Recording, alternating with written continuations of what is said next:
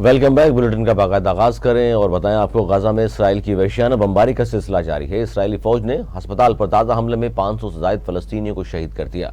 فلسطینی صدر محمود عباس نے واقعے پر 3 روزہ سوگ کا اعلان کیا ہے۔ غزہ پر اسرائیلی حملوں میں شہید ہونے والوں کی تعداد 3500 سے تجاوز کر گئی ہے۔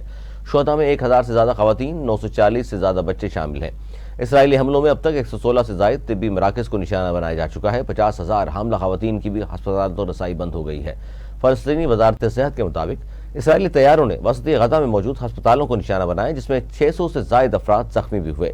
متعدد افراد کی حالت تشویشناک ہے اور اموات میں مزید اضافے کا خدشہ ہے۔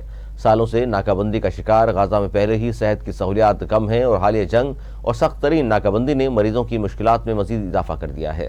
ہسپتالوں میں ادویات کی شدید قلت ہے اور بجلی نہ ہونے کے باعث متعدد ہسپتالوں میں آپریشن تھیٹر غیر فعال ہو چکے ہیں۔ غزہ کے ہسپتال پر اسرائیلی حملے کے خلاف فلسطینی صدر محمود عباس نے 3 روزہ سوگ کا اعلان کیا ہے۔ محمود عباس نے فلسطینیوں کے قتل عام کے خلاف پرچم بھی سرنگوں رکھنے کا اعلان کیا ہے۔ فلسطینی اتھارٹی نے کہا ہے کہ غزہ میں جو کچھ ہو رہا ہے وہ نسل کشی ہے۔ عالمی برادری فلسطینیوں کا قتل عام رکوائے۔ خاموشی اب قابل قبول نہیں ہے۔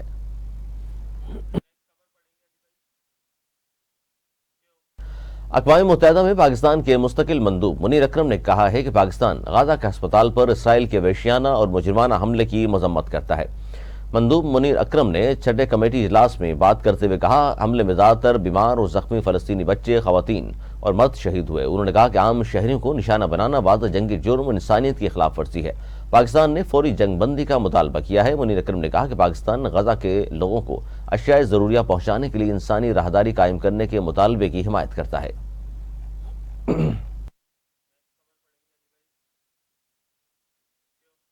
پاکستان مسلم لیگ نون اور پاکستان پیپلز پارٹی کی قیادت کی جانب سے غزہ کے ہسپتال پر اسرائیلی بمباری کی مذمت کر دی۔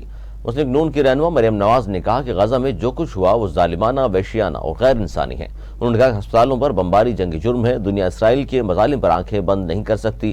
یہ پاگل پن اب بند ہونا چاہیے۔ ذمہ داروں کا احتساب ہونا چاہیے۔ سابق وزیر خارجہ اور چیئرمین پاکستان پیپلز پارٹی نے بھی غزہ میں ہسپتال پر اسرائیلی بمباری کی مذمت کرتے ہوئے کہا کہ اسرائیل نے ہسپتال پر حملہ کر کے سفاکیت کی تمام حدود کو عبور کر لیا ہے۔ ہسپتال پر اسرائیلی حملہ پوری انسانیت کے لیے شرم کا مقام ہے۔ بلاول بھٹو نے کہا کہ ہسپتال پر حملے میں سینکڑوں فلسطینیوں کی شہادت اسرائیلی بربریت کا کھلا ثبوت ہے۔ انہوں نے مطالبہ کیا کہ عالمی ادارے اسرائیل کی انسانیت سوز پیش قدمی کو روکنے کے لیے کردار ادا کریں۔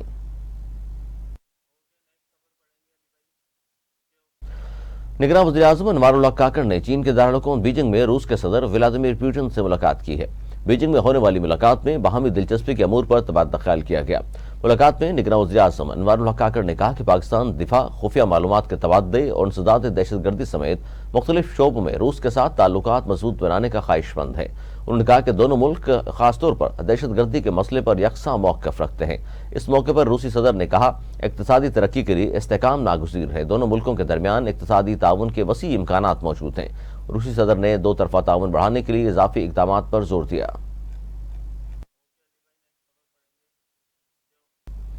ثانیہ کارساز کو گزرے آج 16 سال مکمل ہو گئے۔ ثانیہ کارساز اس وقت رونما ہوا جب 2007 میں محترمہ بینظیر بھٹو کے جلوس پر کراچی میں خودکش حملہ کیا گیا۔ ثانیہ کارساز کے شہداء کے اہل خانہ آج بھی اپنے پیاروں کو یاد کر کے غمزدہ ہیں۔ سابق وزیر اعظم بینظیر بھٹو کی پاکستان آمد پر نکالی گئی ریلی میں دہشت گردی کی اس خوفناک واردات نے 130 افراد کی جان لی تھی۔ پاکستان کی پہلی خاتون وزیر اعظم کا اعزاز پانے والی محترمہ بینظیر بھٹو 8 سال کی جلاوطنی ختم کر کے 18 اکتوبر 2007 کو کراچی ایئرپورٹ پہنچی تو ان کا فقید المثال استقبال ہوا۔ خطروں میں گھری اسلامی دنیا کی پہلی خاتون وزیر اعظم کا اعزاز پانے والی اس بہادر رہنما کو 27 دسمبر کو پھر دہشت گردی کا نشانہ بنایا گیا۔ اس بار دشمن کامیاب رہا۔ محترمہ بینظیر بھٹو شہید کر دی گئیں۔ پیپلز پارٹی آج ان شہداء کی یاد کا دن مناتی ہے۔ ہزاروں کی تعداد میں پیپلز پارٹی کے جعلی کارکنان اور رہنما یادگار شہداء کارساز پر پہنچ کر ان شہیدوں کو خراج عقیدت پیش کرتے ہیں۔ پاکستان پیپلز پارٹی کے چیئرمین بلاول بھٹو زرداری کا ثانیہ کارساز کی برسی پر پیغام۔ بلاول بھٹو زرداری نے اپنے پیغام میں کہا، شہداء ثانیہ کارساز نے جانیں قربان کر کے تاریخ میں ایک ناقابل فراموش داستان رقم کی۔ شہداء کی قربانیاں ثبوت ہے کہ پاکستانی قوم جمہوریت کی خاطر ہر مشکل کا مقابلہ کرنے اور جیتنے کا عزم رکھتی ہے۔ ہولناک اور خون ریزی ثانیہ کا غم غصہ آج بھی قوم کے ذہنوں میں کل کی طرح تازہ ہے۔ آج کے دن ہم ثانیہ کارساز کے شہداء کو خراج عقیدت پیش کرتے ہیں، ان کے لیے اللہ تعالیٰ سے رحمت طلبگار ہیں۔ انہوں نے کہا کہ میں پارٹی کی جانب سے شہداء کے خاندانوں سے بھی یکجہتی کا اظہار اور سلام پیش کرتا ہوں۔ ثانیہ کارساز یاد دلاتا رہے گا کہ آمریت اور دہشت گردی کا گٹھ جوڑ تہذیب اور انسانیت کا دشمن ہے۔ 18 اکتوبر 2007 کا دن شہید محترمہ بینظیر بھٹو کی وطن واپسی کی شکل میں دراصل ملک میں جمہوریت کا اثر نو آغاز تھا۔ شہید محترمہ بینظیر بھٹو کا مشن عوام دوست پالیسیوں کے ذریعے پاکستان کو عالمی سطح پر جمہوری اور معاشی طاقت بنانا تھا۔ بلاول بھٹو زرداری کا مزید کہنا تھا کہ شہید محترمہ بینظیر بھٹو ایک جامع وژن و مشن کے ساتھ وطن واپس آئی تھیں۔ شہید محترمہ بینظیر بھٹو کا مشن پاکستانی عوام کو آمریت اور دہشت گردی کے گٹھ جوڑ سے آزاد کرانا تھا۔ میں وعدہ کرتا ہوں ہم شہید محترمہ بینظیر بھٹو کے اس وژن و مشن کو عملی جامہ پہنائیں گے۔ ہم اپنے ملک کو خطے خواہ عالمی سطح پر سیاسی، معاشی اور جمہوری طاقت بنائیں گے۔ یہ شہید محترمہ بینظیر بھٹو نے ہمیں سکھایا ہے کہ حالات کتنے ہی کٹھن کیوں نہ ہو، منزل تک پہنچانے کے لیے راستہ ضرور ہوتا ہے۔ سابق صدر آصف علی زرداری کا یوم شہدائے کارساز کے موقع پر پیغام۔ آصف علی زرداری نے ثانیہ کارساز کے شہیدوں کو خراج عقیدت پیش کیا۔ اپنے پیغام میں انہوں نے کہا کہ 18 اکتوبر کے شہداء کی قربانی بہادری اور وفاداری کی تاریخ ہے۔ 18 اکتوبر کا ثانیہ ناقابل فراموش ہے۔ ثانیہ کارساز کے شہیدوں کی قربانی رائے گاہ نہیں جائے گی۔ پاکستان کو مکمل فلاحی ریاست بنانے تک جمہوریت کے شہداء کے خون کے مقروض رہیں گے۔ آصف علی زرداری نے کہا کہ 18ویں آئینی ترمیم جمہوریت کے شہداء کی جدوجہد کا ثمر ہے۔ شہید محترمہ بینظیر بھٹو کے پاکستان میں امن ہوگا، عوام خوشحال ہوں گے، خود مختار پارلیمنٹ، آئین کی بالادستی اور عوام کی حکمرانی سے ملک ترقی کرے گا۔ انہوں نے مزید کہا کہ بینظیر انکم سپورٹ پروگرام غریب اور مستحقین خواتین کو ریاست کے ثمرات میں حصہ دار بنانا ہے۔ محترمہ بینظیر بھٹو شہید نے شدت پسندوں کی مزاحمت کی۔ نوجوان چیئرمین پیپلز پارٹی بلاول بھٹو زرداری کا ساتھ دیں، وہ نوجوانوں کو کبھی مایوس نہیں کریں گے۔ پارٹی رہنما اور سابق صوبائی وزیر شرجیل نام میمن نے ثانیہ کارساز کے شہداء کو خراج عقیدت پیش کیا۔ اپنے پیغام میں شرجیل نام میمن نے کہا پیپلز پارٹی کا لیڈر اور کارکنان نے ملک، قوم اور جمہوریت کے لیے لازوال اور بے مثال قربانیاں دی ہیں۔ ثانیہ کارساز میں ہمارے کارکنان کو شہید بیوی سے محبت اور وفاداری کی پاداش میں شہید کیا گیا۔ آج ان شہداء کا دن ہے جنہوں نے اپنا لہو دے کر ملک میں جمہوریت کی شمع کو روشن رکھا۔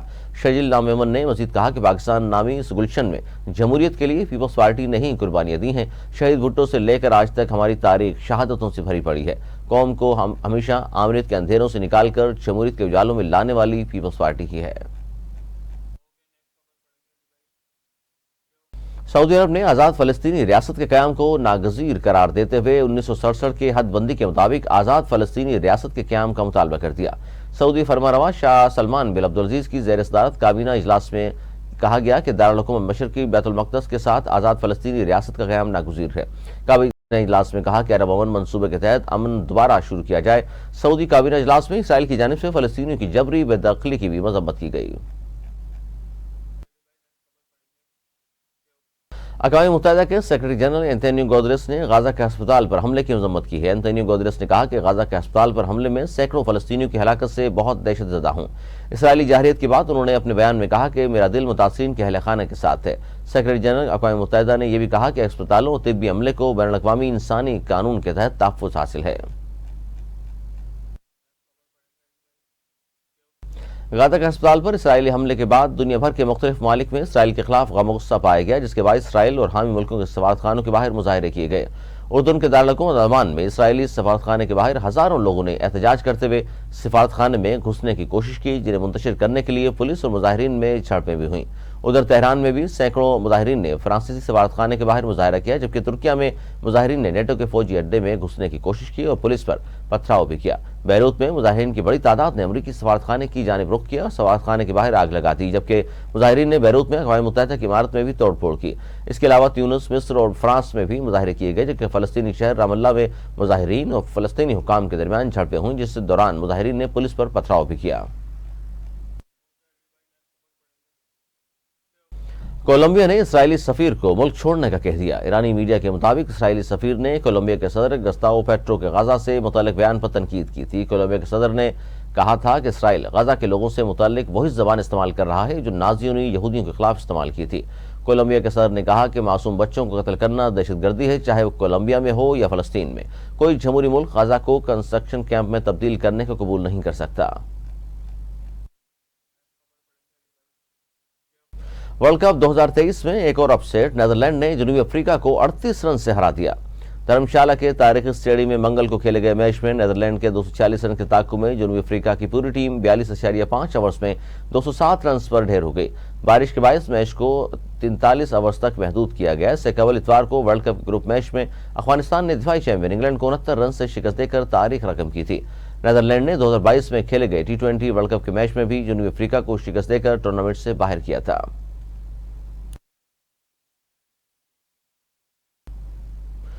نیوز اسٹوڈیو سے فی الحال اتنا ہی۔ مزید نیوز اپڈیٹس کے لیے